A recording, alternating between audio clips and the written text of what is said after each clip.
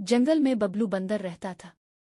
वो हर वक्त दूसरों को तंग करता रहता, कभी खरगोश की गाजर चरा लेता, कभी हाथी की सूंड पर लटक जाता और कभी तो मोर की दम खींच कर भाग जाता। सब जानवर उससे तंग आ चुके थे, लेकिन बबलू हंसता रहता, हा। सबको तंग करना सबसे बड़ा मजा है। एक दिन जंगल में मेले का ऐलान हुआ। हर जानवर ने कोई ना कोई चीज बेचने आ दुखाने का प्लान बनाया।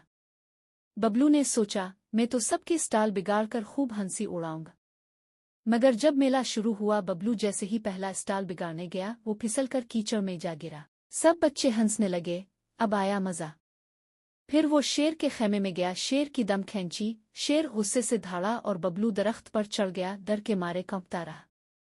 आखिर में वो अकेला बैठा था, कोई इससे बात नहीं कर रहा था, सबने इसे नजरअंदाज कर दिया। इसे एहसास हुआ कि मजा सिर्फ तब आता है जब सब हंसी, ना कि जब सिर्फ एक हंसे और बाकी सब दुखी हो। अगले दिन बबलू ने सबसे मुआफी मांगी और वादा किया कि अब वो शरारत नहीं बल्कि दोस्ती करेगा। फिर सब ने इसे दोबारा खुशी से कबूल कर लिया और इस बार मेला वाकई खुशियों से भर गया।